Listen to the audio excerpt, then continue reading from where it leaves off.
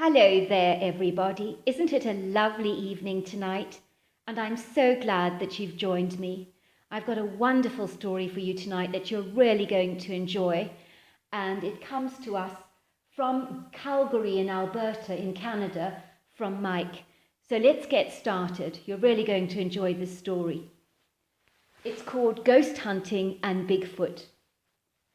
Dear Sarah and all your listeners, my name is Mike. And I'm writing to you from Calgary, Alberta in Canada. My Bigfoot encounter happened in 2016 in a wooded area of Canada, of which exact location I do not wish to disclose if you do not mind. I would also request that my personal details remain confidential. I have all my life been fascinated by things I could not explain and always intrigued by the supernatural. This curiosity was spiked after my uncle died from end-stage liver disease, and days after his death, I am almost certain that I saw his ghost. But that's a whole other story, and I will not go there now, another time perhaps. Anyway, to cut a long story short, my brother and I found ourselves in a woods that were reputed to being haunted. We were armed with the state-of-the-art ghost hunting equipment, like the Zoom H1 audio recorder, which is able to pick up spirit voices and electronic voice phenomenon, and also a K2 meter, which is an EMF detector, and a spirit box that uses white noise that helps us to pick up spirit voices. We had heard that there had been several sightings over the years of the woman in white, who is rumoured to have run away in the 1800s on her wedding day because she did not want to get married to her betrothed. No one knows what happened to her because she was found lying dead in the woods a day later by a local hunter. Anyway, there have been many sightings of her over the years in the woods, still wearing her white wedding dress. I, for one, wanted to see if we could have a sighting of her. I was very excited about the ghost hunt. We had decided to go to the woods during the witching hours because sightings of the lady in white were usually between 12 p.m. to 2 o'clock in the morning. So now you know why I was in the woods so late at night. I still remember that night as vividly as if it was yesterday. I cannot explain it, but the woods were eerily quiet. Not a sound could be heard, not even the crickets were singing. Nor were there the usual animal calls that you would expect from coyotes and other wild animals. All we could hear was the sound of our own footsteps crunching the leaves beneath our feet.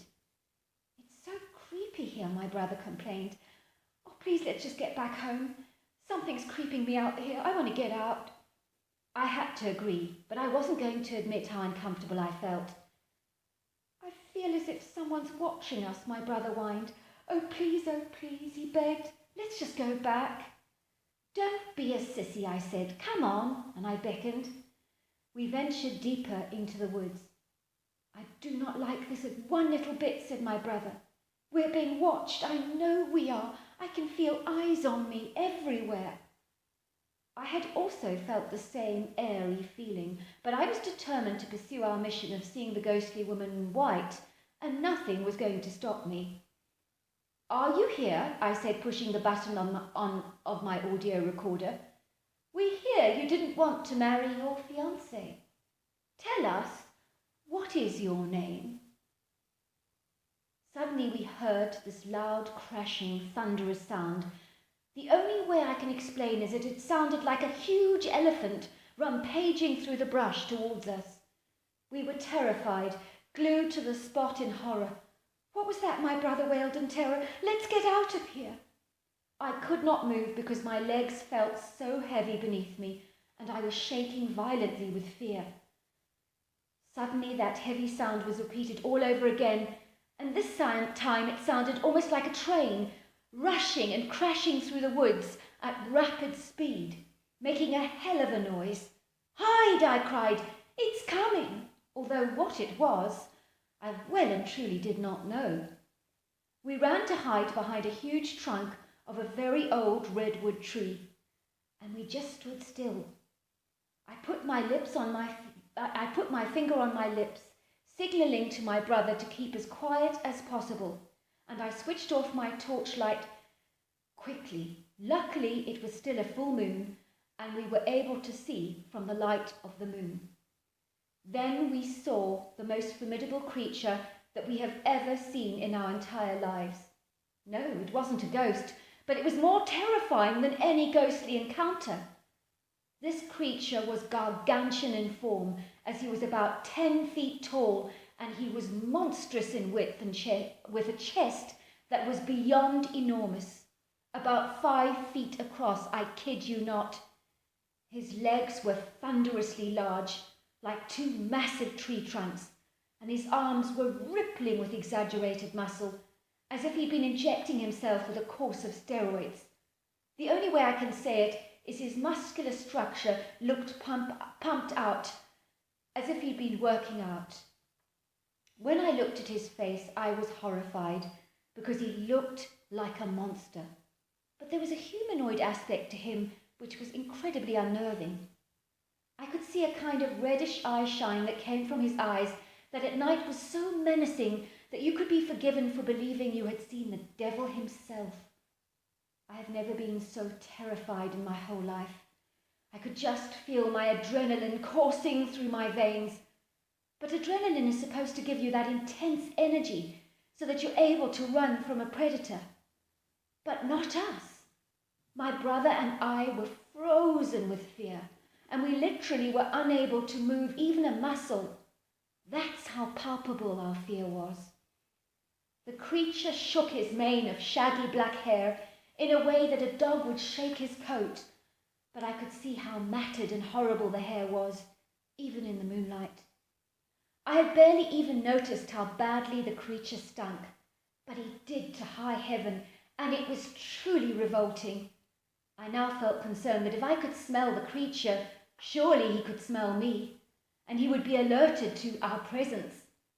But he really did seem oblivious to us. I thought later it might have something to do with the wind blowing in the opposite direction, and therefore blowing our scent away. The creature let out the most thunderous roar that I have ever heard, and it literally pierced through my whole body in a way that is hard to truly explain. He also boxed his chest, and I noticed his hands were human-like, but grey in colour and leathery, and his nails were smooth. I then heard another roar, and my heart missed a beat. Surely not, I thought. Please God, not another one of those creatures. One was more than enough, and I was already not holding it together. Then I saw the female. I knew she was female because of her breasts. She was marginally smaller than the male, but she was equally as menacing. Over her shoulders was a huge elk, and she plonked it onto the ground, and they both began to eat ravenously.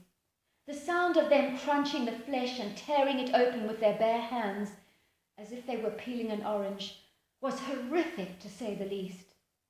My brother and I were plastered to the great girth of the redwood tree, watching all of this unfold in terror. And even though it was a cold night, I assure you we were both sweating like pigs.